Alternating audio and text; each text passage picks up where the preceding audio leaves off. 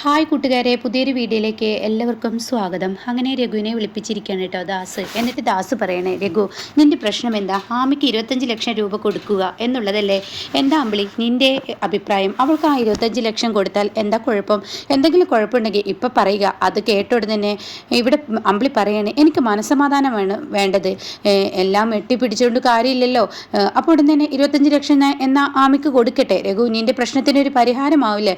രഘു പറയാണ്, എനിക്ക് സ്വസ്ഥമായി ജീവിക്കണമെങ്കിൽ അവൾക്ക് ആ 25 ലക്ഷം കൊടുക്കണം. അത് കേട്ടോടെ തന്നെ അമ്പിളി പറയണേ, എനിക്ക് ഒന്നും തന്നെ വേണ്ട, കിട്ടിയത് മുഴുവൻ അവൾക്ക് തന്നെ കൊടുത്തേക്ക്. എന്നാലും വേണ്ടില്ല, എനിക്കൊരു നല്ലൊരു ജീവിതം കിട്ടാനാണ് ഞാൻ ആഗ്രഹിക്കുന്നത്. അത് കേട്ടോടെ തന്നെ ദാസ് പറയണേ, ശരി എന്നാലെങ്കിലും രഘു നീ കുടിയും അതുപോലെ തന്നെ നിൻ്റെയും മനസ്സിൻ്റെ വേദനയൊക്കെ മാറ്റി നീ പഴയ രഘുവിലോട്ടായി വരുമോ? തീർച്ചയായും ആവുമെന്ന് രഘു പറയാൻ കേട്ടോ. അത് കേൾക്കുന്നതിനോടുകൂടി ഇവർക്ക് സമാധാനമാവാണ്. എന്നാൽ ഈ സമയം ദാസ് പറയണേ, എന്നാൽ നമുക്കൊരു കാര്യം ചെയ്യാം. ഇനി എന്തായാലും ഞാനൊരു കാര്യം പറയാം, ഇവിടെ വിനയൻ്റെ ഉദ്ഘാടന ചടങ്ങ് നാളെ നടക്കില്ലേ?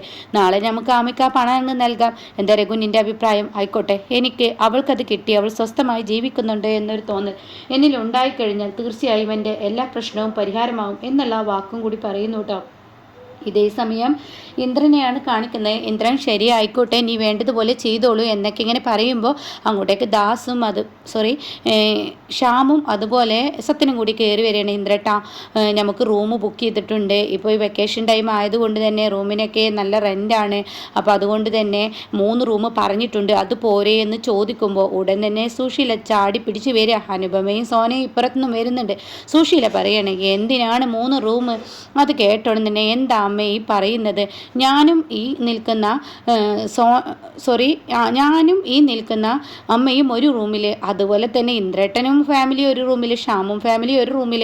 കാര്യം മതിയായില്ലേ? അത് കേൾക്കുന്നതിനോടുകൂടി, അതെ ഇവിടെ ഹണിമൂൺ ആഘോഷിക്കാനൊന്നല്ല വന്നിരിക്കുന്നത്, ഇവിടെ കാഴ്ചകൾ കണ്ട് അതുപോലെ തന്നെ മനസ്സിന് സമാധാനം നേടി സ്വസ്ഥതക്കും സമാധാനത്തിനും വേണ്ടി വന്നതാണ്. ഇക്കണക്കിനാണെങ്കിൽ പ്രതിഭയും കൂടി ഉണ്ടായിരുന്നെങ്കിൽ പിന്നെ എന്നെ നിങ്ങൾ എല്ലാവരും അങ്ങ് തള്ളിയിരുന്നെന്നെ എന്നങ്ങ് പറയാൻ കേട്ടോ. അപ്പോൾ അത് കേട്ടോടെ തന്നെ സോന ചോദിക്കുക, എന്താ അമ്മ ഇങ്ങനെയൊക്കെ സംസാരിക്കുന്നത്? എന്നാൽ ഈ പദ്ധതി അനുപമക്ക് മനസ്സിലായി. തൻ്റെ അമ്മയുടെ അതായത് ഈ സുശീലയുടെ ഉള്ളിലുള്ള കുനിഷ്ടം എന്താണെന്ന് മനസ്സിലായി കേട്ടോ. 2 റൂം മതി എന്ന് പറയാണ്. അത് കേട്ട ഉടൻ തന്നെ എന്താ അമ്മ ഈ പറയുന്നത്? 3 റൂം വേണ്ടേ? ഞാനും അമ്മയും ഒരു റൂമിൽ കിടന്നാൽ കുഴപ്പമെന്താ? സോന ചോദിക്കുകയാണ്, സത്യേട്ടൻ അമ്മയുടെ മകൻ തന്നെയല്ലേ? അത് കേട്ട ഉടൻ തന്നെ അതൊന്നും വേണ്ട, നമുക്ക് സ്ത്രീകൾക്ക് എല്ലാവർക്കും ഒരു റൂമിൽ, ആണുങ്ങളെല്ലാം ഒരു റൂമിൽ, അങ്ങനെ കിടന്നാൽ മതി, വെറുതെ ക്യാഷ് ഇങ്ങനെ കളയണ്ട. അപ്പം അത് കേട്ട ഉടൻ തന്നെ അത് ശരി എന്നാൽ അങ്ങനെ ആയിക്കോട്ടെ എന്ന് അനുപമ പറയാണ്. അതിനൊരു തിരുത്ത് വേണ്ട, ഇതിൽ പറഞ്ഞതിൽ ഒരു കാര്യമുണ്ട്, അങ്ങനെ തന്നെ ആവട്ടെ എന്ന് പറയുമ്പോൾ എന്നുള്ള ലെവലിൽ മൂളിക്കൊടുക്കുകയാണ് കേട്ടോ. പിന്നീട് കാണിക്കുന്നത് വിനയനെയാണ്. വിനയൻ ഉദ്ഘാടനത്തിന് വേണ്ടി ഓരോരുത്തരായി വിളിക്കുകയാണ്. അപ്പോൾ ഇവിടെ ലതിക വന്നിട്ട് ചോദിക്കട്ടെ, എടാ മോനെ, എല്ലാവരും നീ വിളിച്ചു കഴിഞ്ഞോ? വിളിച്ചു കഴിഞ്ഞു, ഇനി കുറച്ച് പേരൊക്കെ, അതായത് ആദ്യം വിളിച്ചവരൊക്കെ ഇനി വീണ്ടും വിളിക്കട്ടെ എന്ന് പറഞ്ഞ് ഫോൺ എടുക്കുകയാണ്. അങ്ങനെ പിന്നീട് ഒരുപാട് പേര് വിളിച്ചതിന് ശേഷം ഇന്ദ്രനെ വിളിക്കുകയാണ്. അപ്പോൾ ഇന്ദ്ര, നീ നാളെ ഉദ്ഘാടനത്തിന് വരില്ല? അയ്യോ ഞങ്ങൾ അവിടെ ഇല്ല, ഞങ്ങൾ പുറത്ത് പോയിരിക്കുകയാണ്, ഞങ്ങൾ ടൂറിന് വന്നിരിക്കുകയാണ് എന്നുള്ള സത്യം പറയണേ. എന്താ ഇന്ദ്ര നീ കാണിച്ചത്? എൻ്റെ ഉദ്ഘാടനം എന്നോട് ഞാൻ നേരത്തെ വന്ന് പറഞ്ഞതല്ലേ, പിന്നെ എന്താ ഇങ്ങനെ കാണിച്ചത്? അത് പിന്നെ പെട്ടെന്ന് പോരേണ്ടി വന്നു, അതുകൊണ്ടാണ്. ആയിക്കോട്ടെ എന്നും പറഞ്ഞിട്ട് ഫോൺ കട്ട് ചെയ്യാൻ കേട്ടോ. അപ്പോൾ ലതിക വന്ന് ചോദിക്കുക, എന്താടാ? അതാ ഇന്ദ്രനെ ഉണ്ടല്ലോ, ഇന്ദ്രൻ നാളെ ഉദ്ഘാടനത്തില്ലെന്ന്, അവൻ ടൂർ പോയിരിക്കുക. അയ്യോ കഷ്ടമായി പോലെ, അല്ലെങ്കിൽ അവനെപ്പോലെ ഈ വൃത്തികെട്ട ഒരു ശകുനം എന്ന് തന്നെ പറയാം, അവനെ ഉള്ളവനൊന്നും വരാതിരിക്കുക തന്നെ നല്ലതെന്ന് പറയാം കേട്ടോ. അപ്പോൾ അത് കേൾക്കുന്നതിനോടുകൂടി എന്താടാ വിനയ, നിൻ്റെ കുനിഷ്ഠ ബുദ്ധിക്ക് ഒരു യാതൊരു വ്യത്യാസവും ഇല്ലേ എന്ന് ലംബോദരൻ ചോദിക്കുക. നിങ്ങളെ ചീരുവിന് വിളിക്കാൻ നോക്ക്. അപ്പോഴേക്കും ലതിക ചീരുവിന് വിളിക്കുകയാണ് കേട്ടോ. അപ്പോൾ ചീരു കുഞ്ഞിനെ ഇങ്ങനെ ഉറക്കിക്കൊണ്ടിരിക്കുകയാണ്. മോളെ, നാളെ നമ്മളെ ഉദ്ഘാടനമല്ലേ, നീ നാളെ വരത്തില്ലേ? അപ്പോഴേക്കും വിനയം പറയണേ, വണ്ടി അയക്കണോ ചോദിക്കാമേ. അപ്പോൾ തന്നെ ലതിക ചോദിക്കുകയാണ്, മോളെ വണ്ടി അയക്കണമെന്നാണ് വിനയം പറയുന്നത്. അതൊന്നും വേണ്ട, ദാസങ്ങൾ വണ്ടി അയക്കാമെന്ന് പറഞ്ഞിട്ടുണ്ട്, അതിൽ ഞാൻ എത്തിക്കോളാം. ആയിക്കോട്ടെ. വാവെന്താ ചെയ്യുന്നത് എന്നൊക്കെ വിനയം ഇങ്ങനെ ചോദിച്ചും കൊണ്ടിരിക്കുകയാണ് കേട്ടോ. അങ്ങനെ വാവ് എന്ത് ചെയ്യുന്നു എന്നുള്ളത് അങ്ങ് പറഞ്ഞു കൊടുക്കുകയാണ്. ഉണ്ണി ഉറങ്ങുകയാണ്, ഉണ്ണിക്ക് കുഴപ്പമൊന്നുമില്ല എന്ന് പറയുകയാണ് കേട്ടോ. ആയിക്കോട്ടെ, നാളെ എന്തായാലും ചിരു ഉദ്ഘാടനത്തിൽ വാട്ടോ എന്നൊക്കെ പറഞ്ഞ് ഫോൺ കട്ട് ചെയ്യാണ് കേട്ടോ.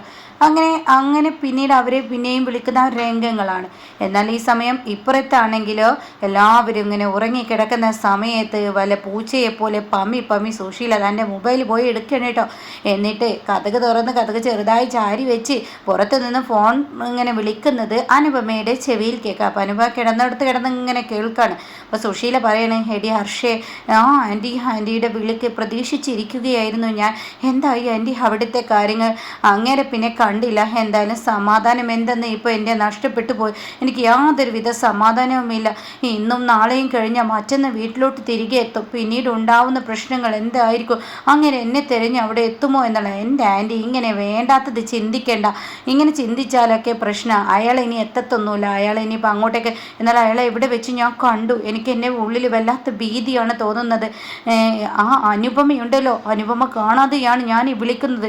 അവളെ ചിലപ്പോൾ എന്നൊക്കെ അങ്ങ് പറഞ്ഞിട്ട് ഉറക്കേണ്ട വെച്ചെടുക്കണം കേട്ടോ. എണ്ണക്കെട്ടവളെന്നൊക്കെ പറഞ്ഞ് സംസാരിക്കണം.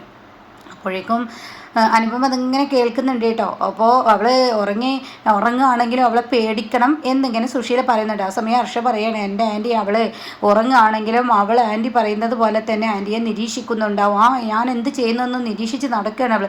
അതുകൊണ്ട് തന്നെ ആൻറ്റി ഫോൺ വെക്കുക. അയ്യോ എൻ്റെ ടെൻഷൻ കൊണ്ട് വിളിച്ചതാണ്. മാത്രമല്ല ഇവിടെ രവിയേട്ടനും ഞാൻ ഒളിച്ചും പാത്തോ ആരോടാ സംസാരിക്കുന്നതെന്ന തോന്നൽ രവിയേട്ടനും ഉണ്ടാവാൻ പാടില്ല.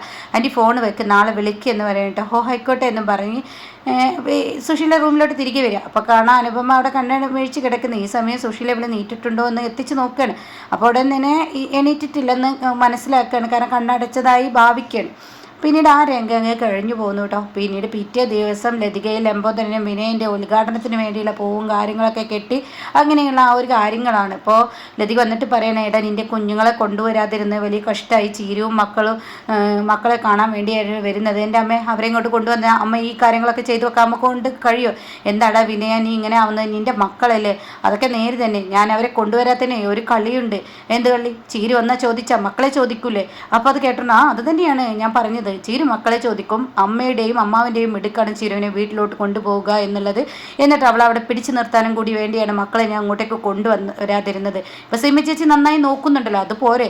മാത്രമല്ല അവരിവിടെ വന്നാൽ അമ്മക്കെല്ലാം കാര്യങ്ങളും ചെയ്യാൻ പറ്റുമോ? അപ്പോൾ അതിനും കൂടിയുള്ള ഒരു ഐഡിയ ആണ്. എന്തായാലും ഇവൻ്റെ കുനിഷ്ഠ ബുദ്ധിക്ക് യാതൊരു കുറവില്ല. ഇതെവിടെ എത്തിച്ചേരാനാണെന്ന് ലതികയോട് ലംബോദരൻ പറയാൻ കേട്ടോ. ആ സമയമാണ് മാഷിനെ ഒന്ന് കാണാനില്ലല്ലോ എന്ന് പറയുമ്പോഴേക്കും അവർ വന്നിറങ്ങുന്ന കേട്ടോ. അതായത് ചിരുവും അമ്പിളിയൊക്കെ. അങ്ങനെ അവരെ കാണുമ്പോഴേക്കും വിനയം ഓടിച്ചെല്ലാണ്. ആ വാ എന്നൊക്കെ പറയാണ്. അപ്പോൾ അമ്പിളി കാറിൽ നിന്ന് ഇറങ്ങുമ്പോൾ ഉടൻ തന്നെ രഘുവേട്ട ലച്ചുമോളൊന്ന് പിടിച്ച് ഞാൻ കുഞ്ഞിനെ മേടിക്കട്ടെ എന്ന് പറയുമ്പോഴേക്കും ലതിക പറയും, ഞാൻ മേടിച്ചോളാം അമ്പിളി, നീ ഇങ്ങ് മാറി നിന്നാളെന്ന് പറഞ്ഞ് കുഞ്ഞിനെ മേടിക്കാൻ ഒരുങ്ങുമ്പോൾ ഉടൻ തന്നെ വിനയം വന്ന് ഓടി എടുക്കുകയാണ് കേട്ടോ. മോനെ വാവേ കുഞ്ഞേ എന്നൊക്കെ പറഞ്ഞിട്ട് വിജയമോനെ എന്നൊക്കെ പറഞ്ഞ് കെട്ടിപ്പിടിക്കുകയാണ്. അങ്ങനെ ഈ സമയം ചീരും തൻ്റെ കണ്ണുകൾ കൊണ്ട് തിരയുകയാണ്. തൻ്റെ കുഞ്ഞുങ്ങളെ കാണാനില്ല. ആ സമയം ചീരു ചോദിക്കുകയാണ്, അല്ല അമ്മ എൻ്റെ മക്കൾ എവിടെയെന്ന് ചോദിക്കുകയാണ്. അതേസമയം പിന്നെ എന്താ പ്രശ്നം? അത് ആർച്ചയും ഭദ്രയും ചോദിച്ചതാണ്. അയ്യോ അവർ വന്നിട്ടില്ല, അവരിപ്പോൾ കൊണ്ടുവരാനും പറ്റത്തില്ല. മാത്രമല്ല അവർക്ക് ചെറിയൊരു ക്ഷീണമുണ്ട്. രാവിലെ മഴയുണ്ടായിരുന്നു, അതുകൊണ്ട് കൊണ്ടുവരാതെ ഇരുന്നതാണ്. സീമ ചേച്ചി ആളാക്കിയിട്ടുണ്ട്. ആ സീമ ചേച്ചി എവിടെ കൊണ്ടുവന്നാൽ പോരെ എൻ്റെ അമ്മ? എന്തിനാ അവരവിടെ ആക്കിയത്? അവരും കൂടി ഈ ഉദ്ഘാടന ചടങ്ങിൽ വേണ്ടേ എന്നൊക്കെ ചോദിക്കുമ്പോൾ മോളെ മഴയായിരുന്നു, പനിയുണ്ടായിരുന്നു, അതുകൊണ്ടൊക്കെ കൊണ്ടുവരാതെ ഇരുന്നത് എന്ന് പറയുമ്പോൾ ചിരുനങ്ങ് ഇഷ്ടപ്പെടുന്നില്ല കേട്ടോ. അപ്പോഴേക്കും വിനയ വാ ഉദ്ഘാടനത്തിന് സമയമായി. അപ്പോഴേക്കും ഈ ഒരു ജോത്സ്യനും ഉണ്ട് കേട്ടോ. അപ്പോൾ കള്ള ജോത്സ്യന് കൂട്ട് നിൽക്കുകയാണ്. വാ പെട്ടെന്ന് ഉദ്ഘാടനം ചെയ്യാന്നൊക്കെ പറഞ്ഞ് റിബൺ മാഷിനോട് മുറിക്കാൻ പറയുന്നു. റിബൺ മുറിക്കുന്നു. നിലവിളിക്ക് കത്തിക്കാൻ പറയുന്നു. ബാക്കിയുള്ളവരോട് കത്തിക്കാൻ പറയുന്നു. മധുരം കഴിക്കാൻ പറയുന്നു. ചിരുവിന് വലിയ ഇഷ്ടമൊന്നുമില്ല, കഴിച്ചിരിക്കുന്നു എന്ന് പറയുന്നു. എന്നാൽ ഈ സമയം വിനയനാണെങ്കിൽ ദാസങ്ങൾ ആദ്യ സാധനം വാങ്ങേണ്ടത് ദാസങ്ങളാണെന്ന് പറയുന്നു. പിന്നീട് ഫാൻ എടുത്ത് കൊടുക്കുന്നു. ആ പൈസ വാങ്ങുന്നു. ചീരുവിൻ്റെ മുഖത്ത് അതിൻ്റേതായ വീക്കം വരുന്നുണ്ട് കേട്ടോ. ചീരു അതിൻ്റേതായ ദേഷ്യത്തോടു കൂടി ചീരു നിൽക്കുന്നുണ്ട് കേട്ടോ. ഇതേ സമയം വിനയം വലിയ സന്തോഷത്തോടു കൂടി ഓരോരോ കാര്യങ്ങൾ ഫാൻ വെക്കുന്നു, ഫാൻ ഇതാക്കുന്നു എന്നുള്ള കാര്യങ്ങളൊക്കെ ഇങ്ങനെ ചെയ്തുകൊണ്ടിരിക്കുകയാണ് കേട്ടോ. അപ്പോൾ ഇനി എന്തായാലും ഇവിടെ അനുപമയുടെ ഉള്ളിൽ ഒരു തീപ്പൊരി വീണിരിക്കുകയാണ്. എന്നാൽ ചീരുവിനെ വീട്ടിലോട്ട് കൊണ്ടുവരാനുള്ള ആ തന്ത്രവും കുതന്ത്രവുമായി വിനയനും ഇറങ്ങുന്നു കേട്ടോ. അപ്പോൾ ഇങ്ങനെയൊക്കെയുള്ള ഒരു എപ്പിസോഡാണ് ഇപ്പോൾ ലാസ്റ്റ് വന്നിരിക്കുന്നത്.